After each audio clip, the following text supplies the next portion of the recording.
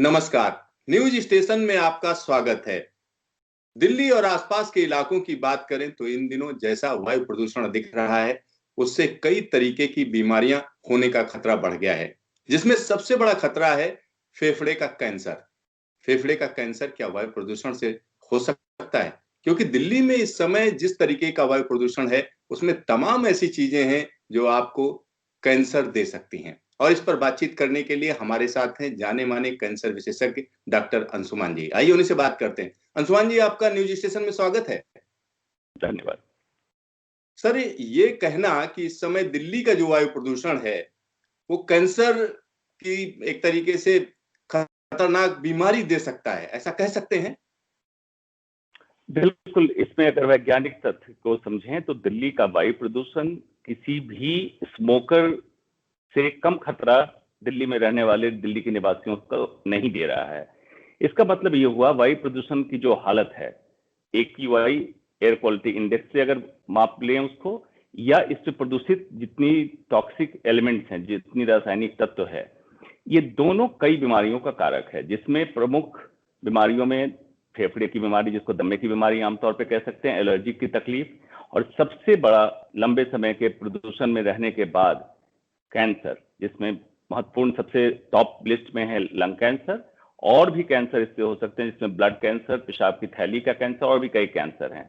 और आपने जो बात उठाई, अब वर्ल्ड में Indian cancer in lung cancer in female करके एक अलग टॉपिक दिया गया है। और हम लोग भी अभी रिसेंटली 2-3 सालों में देखना ये महसूस किया है कि दिल्ली में ऐसे लोग जिन्होंने कभी भी तंबाकू धूम्रपान का सेवन नहीं किया, उनमें फेफड़ों के कैंसर की तादाद बढ़ रही है। और ये एक दिल दहलाने वाली स्थिति है। इसको राजनीतिक पहलू से हटाकर और जल्दी से जल्दी इसका समाधान करना पड़ेगा। सर, वायु प्रदूषण की जब हम बात करते हैं तो इस समय जो दिल्ली में प्रदूषण है उसमें कौन कौन सी ऐसी चीजें हैं, क्या क्या एलिमेंट्स हैं जिनकी वजह से कैंसर होता है? ये बिल्कुल वेरिएबल होता है। अदरवाइज सबसे पहला तो जो वायु प्रदूषण प्रॉब्लम जो आ रही है, ऑटोमोबाइल से निकले हुए जितने तत्व हैं, जिसमें सल्फर कंटेनिंग गैसेज हैं, नाइट्रोजन N2O, आर्सेनिक, बेंजीन, और इस तरह के जो हैवी मेटल से भी दूषित गैसें हैं, ये निकल रही है। दूसरा, जो आपके कंस्ट्रक्शन साइट्स हैं, उसमें पार्टिकल, डस्ट पार्टिकल्स, ये हाई पीएम पार्टिकुलेट मैटर, जिसका हाई वैल्यू है 10 के पास पास, जो दूसरी तरह के लंग की बीमारी कराता है, जिसको सिलिकोसिस और न्यूमोकोनियासिस एक जनरल वर्ड दे सकते हैं। डस्ट का फेफड़ों में जमा हो जाना, जिसके कारण हर समय सांस की तकलीफ का महसूस करना। डंप गार्बेज, जो कूड़े का ढेर इकट्ठा देखते हैं, उसमें through out the year gas fumes निकलती रहती हैं, और जो उसके भूमि अपरदन के कारण जो हवा में पीएम की मात्रा बढ़ती है, वो अलग बढ़ती है। तो बहुत अलग अलग तरीके की gas, dust particles and toxic metals and elements, ये सारे मिलकर कई बीमारियों का कारण बनेगा। अंशुमान जी, एक चीज मैंने पढ़ी थी कि जो पार्टिकुलेट मैटर है वो 2.5 माइक्रोन से कम वाले बहुत ढेर सारे हैं, जिनमें बेंजोइड्स हैं या तमाम ऐसी गैसेज हैं जो आपका स्वास्थ्य एकदम खराब कर सकती हैं और कहीं ना कहीं ब्लड में वो शामिल हो जाती हैं। तो इस तरीके के पार्टिकल कैसे नुकसान पहुंचाते हैं, उसको जरा हमारे दर्शकों को बताइए। जी, आमतौर पे जब भी आप कोई ऐप डाउनलोड करेंगे या कोई बातचीत होती है, तो देखते हैं PM2.5 और PM10 दो तरह के पार्टिकल की चर्चा होती है। ये बेसिकली ये है कि पार्टिकुलेट मैटर कितना बड़ा साइज है, जो आपके फेफड़े के किस स्तर तक पहुंच सकता है। इसका मतलब क्या है, जब हम सांस लेते हैं, नाक के या मुंह के रास्ते जब सांस अंदर हवा जाती है, तो पार्टिकल्स को कैरी करके कुछ चीजें जो हैवी पार्टिकल्स हैं, वो तो नाक के रास्ते नाक में रुक जाती हैं।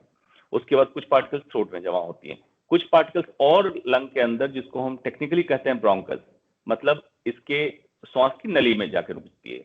लेकिन जो फाइन पार्टिकल्स हैं 2.5 या उससे छोटे वाले, ये बिल्कुल लंग के टिश्यू के अंदर पहुंच के उसको पेनेट्रेट करके, मतलब उसको छेद के और खून के सर्कुलेशन में, ब्लड के, रक्त के सर्कुलेशन में पहुंच जाए और शरीर के हर हिस्से में डिपॉजिट होने लगे, तो ये ज्यादा खतरनाक होगा। मतलब पार्टिकुलेट मैटर जितना छोटा होता जाएगा, बीमारी होने का खतरा उतना बढ़ता जाएगा। सर, एक और चीज इस समय चल रही है, जैसे कोरोना संक्रमण जबरदस्त तरीके से यानी फ्लक्चुएट कर रहा है, कभी एकदम ज्यादा हो जा रहा है, कभी कम होता जा रहा है। इस तरीके की हम कह सकते हैं खबरें आती रहती हैं और लगातार आंकड़े घटते बढ़ रह रहे हैं। तो क्या प्रदूषण जहां पर बढ़ा हुआ है वहां पर कोरोना और दोनों जब साथ साथ हैं तो वही हम कह सकते हैं, एक तो करेला दूसरा नीम चढ़ा। कोरोना और प्रदूषण दोनों के मित्रता या दुश्मनी एक बड़ा जटिल है, इसको समझने की जरूरत है। कोरोना के कारण लॉकडाउन हुआ और लॉकडाउन के समय आपने देखा था एयर क्वालिटी इंडेक्स की हालत 2 डिजिट में पहुंच गई। तो कभी किसी ने सोचा नहीं था, मैंने अपने सोशल मीडिया पे डाला भी था कि मैं कहता था करा लेगा। कौन करा लेगा? प्रकृति, सुपर पावर ने करा लिया। लॉकडाउन होती स्थिति ये हुई, वायु प्रदूषण, जल प्रदूषण, हर कुछ ऑलमोस्ट नॉर्मल के तहत हो गया। तो कोरोना के कारण ठीक है, आपको रुकना पड़ा, इंडस्ट्री बंद कर दी गई, व्हीकल नहीं चली। लेकिन अब क्या होगा? आज की डेट में वापस सारी स्थिति यथावत हो गई। कोरोना के केसेस फिर से स्पाइक पे है, अभी केसेस बढ़ रहे हैं। अब क्या होगा कि कोरोना से होने वाले लक्षण और वायु प्रदूषण बढ़ने कारण होने वाला लक्षण, दोनों में समानता कहां होगी? सांस की तकलीफ और खांसी। इस तकलीफ के लिए हर साल जब कोई मरीज, इस समय दम्मे का मरीज या नॉर्मल इंसान भी सांस की तकलीफ के लिए डॉक्टर के पास जब जाता था, तो आमतौर पे उसका इलाज ये मान के किया जाता था कि प्रदूषण के कारण एलर्जिक या कुछ और तकलीफ होगी, इसका इलाज कर दिया गया। लेकिन आज सबसे पहला रिस्क होगा कोरोना का, तो टेस्ट कराए जाएंगे।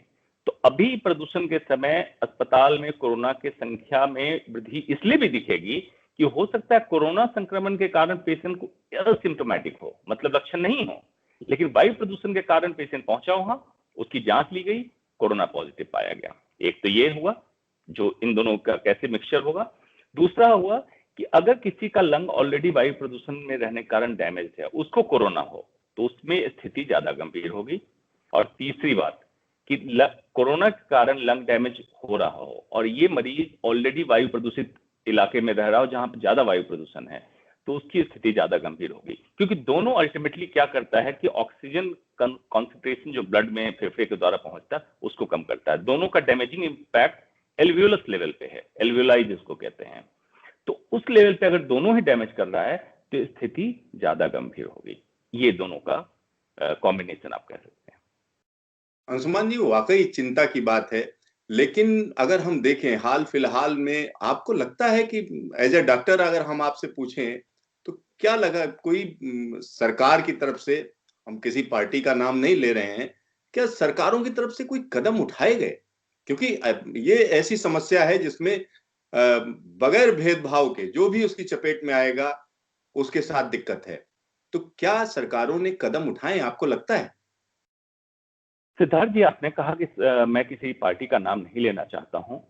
हम हिंदुस्तानियों की समस्या यही है कि हम बोलने से डरते हैं कि कोई टैग कर दिया जाएगा। बुद्धिजीवी, विप्र और वैद्य, हमारे शास्त्रों में लिखा है कि जब ये बोलना बंद कर देते हैं तभी राज्य और देश की स्थिति गंभीर होती है। आज हमारे देश की स्थिति यही है। पॉलिटिकल पार्टी हो, कुछ भी हो, गवर्नेंस का मतलब होता है किसी खास वजह के लिए चुन के आपको भेजा गया है। चुन के भेजे के मतलब ये नहीं, सत्ता में आप अगर चुन के गए हैं, विपक्ष में भी बैठे हैं, तो आपका भी उतना ही कर्तव्य बनता है, और पक्ष में बैठे हैं तो भी कर्तव्य बनता है कि अपने सिटीजन को सर्टेन हमारे राइट्स दिए गए हैं संविधान में, उस राइट्स को मुहैया कराना और इंश्योर करना आपकी जिम्मेवारी है, जिसमें एक है राइट टू लाइफ। इसको मैं जोड़ता हूं राइट टू लाइफ। अगर प्रदूषित हवा में हम जी रहे हैं तो एक तरह से अगर किसी का मर्डर किया जाए तो उस पर चार्जेस जो लगते हैं मर्डर के, ये मास मर्डर है। मतलब दिल्ली और एनसीआर में रहने वाले लोगों, प्रदूषण से होने वाली बीमारियां इकट्ठी हो रही है, तो मास मर्डर का रूप है। और इसके लिए जिम्मेवार सीधा सीधा शासन और प्रशासन में बैठे लोग हैं। क्यों मैं कहता हूं इसको? इसलिए मैं कहता हूं शासन प्रशासन में बैठे लोग हैं कि only political will is required to control the pollution, nothing else. मैं सच कह रहा हूं, आज चाह लें तो आज प्रदूषण को हम कम कर, लेकिन पूरे साल काम करना पड़ेगा। सिर्फ इस समय काम करने से नहीं होगा। अभी क्या होता है, प्रदूषण का मौसम आता है, मैं तो कहता हूं 5वां मौसम हो गया प्रदूषण का, 4 मौसम हम जानते थे, तो होर्डिंग छप जाते हैं। पिछले साल होर्डिंग छपे, 25% प्रदूषण कम हुआ, इतने पैसे खर्च कर दिए गए। इस बार होर्डिंग छप रहे हैं, रेड लाइट ऑन, क्या कुछ इस टाइप का है, इंजन ऑफ कुछ इस टाइप का है, युद्ध प्रदूषण के विरोध। इसकी जरूरत नहीं है। आप होर्डिंग छपवाने में इतने पैसे खर्च करते हैं, उस पैसे का इस्तेमाल आप कीजिए प्रदूषण कम करने में। नंबर 1, होर्डिंग छपवाने में जितने प्लास्टिक्स आप इस्तेमाल करते हैं, अल्टीमेटली वो होर्डिंग्स के प्लास्टिक वातावरण पे प्रभाव डालेगा जब डिस्कार्ड किया जाएगा। ये और प्रदूषण इनडायरेक्टली आप कर ही रहे हैं, इसकी जरूरत नहीं है। अगर आपकी मंशा है, आप पूरे साल काम कीजिए, देखिए अगले साल, आज से काम चालू कीजिए, अगले साल प्रदूषण का लेवल कम नहीं हो तो बताइए। ये सब साइलोज में काम कर रहे हैं। दिवाली तो भी नहीं आई है, हर बार दिवाली को बदनाम करते थे, पराली का बहाना मिल जाता है आपको। तो दिवाली और पराली का मैं तो कहता हूं साइंटिफिक स्टडी करा लीजिए, कितना कंट्रीब्यूशन है। यस कंट्रीब्यूशन है, मैं डिनाई नहीं कर रहा हूं, कितना कंट्रीब्यूशन है। होता क्या है, जब स्टार का मूवमेंट होता है, इस समय टेम्परेचर जब डाउन होना चालू होता है स्टार मूवमेंट के कारण, टेम्परेचर डाउन होता है, इन्वायरमेंट में ऊपर के सतह, ऊपर के लेयर पे सेटल जो पोल्यूटेंट्स होते हैं वो नीचे उतरने लगते हैं और इंसान के सांस में महसूस करने लगते हैं हम लोग, और पूरा फॉगी, स्मॉगी जो एरिया कहते हैं, स्मॉगी देखने लगते हैं। तो बेसिकली प्रदूषण हर समय रहता है दिल्ली में, इस मौसम में नीचे उतर जाता है। संयोग से ऐसा है फसल कटने का मौसम इसी में कॉन्साइड करता है। इस बार एक मलमास जिसको कहते हैं महीना दिवाली का, 1 महीने टल गया, इसके कारण दिवाली टल गई, इसलिए बच गए। एक्सक्यूज दिवाली बने, दिवाली का पटाखा बंद कर दें। ये सब छोटे छोटे साइलॉज में इलाज करने से नहीं होगा। इलाज कॉम्प्रिहेंसिव है और इलाज हर लेवल पे करना होगा, तब जाके प्रदूषण कम होगा। अब जरूरत कहां है, सिटीजन को मांगना पड़ेगा, नागरिक को डिमांड करना पड़ेगा कि ये हमारी जरूरत है। न्यू नॉर्मल मान के मत रखिए। जैसे आपने राम मंदिर मांगा, मिला, 370 मांगा, मिला, सिमिलरली ये मांगिए, ये आपका अधिकार बनता है। मैं नागरिकों से यही कहना चाहूंगा। बिल्कुल सही कह रहे हैं अंशुमान जी। लेकिन अभी की अगर हम बात करें तो अभी जो लोग इस समय बीमार हैं या जिनके साथ दिक्कत है, उनके लिए क्या रास्ता बचता है? क्या वो दिल्ली छोड़ दें?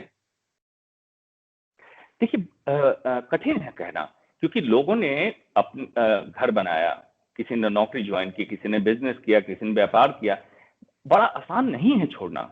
जैसे मैं एक जर्नलिस्ट थे, अमेरिका से यहाँ आए थे इंडिया, कुछ 2.5 साल के लगभग रहे। 6 महीने के बाद जब उन्होंने प्रदूषण देखा तो उन्होंने अमेरिका जाके फिर अपने बच्चों को और वाइफ को शिफ्ट करके आ गए। 2.5 साल रहने के बाद अमेरिका पहुंचकर उन्होंने एक बड़ी अच्छी लेख लिखी थी दिल्ली के प्रदूषण के बारे में। मैं पढ़ के हतप्रभ रह गया कि जो बाहर से आके यहाँ इतना सेंस करके लिख रहा है और कह रहा है कि ये यहाँ रहना मतलब एक गैस चैम्बर में रहना। बिल्कुल ठीक बात है, दिल्ली एक गैस चैम्बर है और इसको मैं डेली लंग कहता हूँ। मैं कैंसर सर्जन हूँ। जब चेस्ट ओपन करता हूँ मरीजों का, जो दिल्ली के रोगी होते हैं उनका फेफड़ा मुझे काला दिखता है, लाइक चारकोल। और जो दूर दराज गांव से या पहाड़ों से आते हैं मरीज हमारे, उनका फेफड़ा पिंक गुलाबी दिखता है, जो नॉर्मली दिखना चाहिए। तो सोचिए दिल्ली में अनचाहे आप स्मोकर नहीं होके भी आप पे इम्पोज्ड, मतलब जबरदस्ती आपको एक तरीके से स्मोकिंग कराई जा रही है। बीइंग ए कैंसर सर्जन, मैं रोज लोगों को मना करता हूँ कि सिगरेट ना पिए, तंबाकू ना खाएं, लेकिन दिल्ली वासियों के सामने मुझे शर्म आती है कि मैं क्या बोलूं। बेचारों को जबरदस्ती स्मोकिंग दी जा रही है। दिल्ली छोड़ना देखिए समाधान नहीं है, दिल्ली में रहना है और इसको कम करना है, यही समाधान है। और ये डुएबल है, ऐसा नहीं कि अनडुएबल है, ये कर सकते हैं हम। अंशुमान जी, न्यूज स्टेशन से बातचीत के लिए आपका ढेर सारा धन्यवाद। तो डॉक्टर अंशुमान जी का बड़ा सीधा सीधा कहना है कि अगर हम देखें तो वाकई ये बात सही है कि जो सत्ताधारी लोग हैं या जो पार्टी है, प्रशासन है, वो कुछ करना नहीं चाहते हैं। इन वक्त पर आकर सिर्फ ड्रामा होता है कि हाँ पॉल्यूशन कम करना है, उसके लिए तमाम तरीके की चीजें की जाती हैं जिसमें सिर्फ दिखावा है, करने के लिए कुछ भी नहीं है।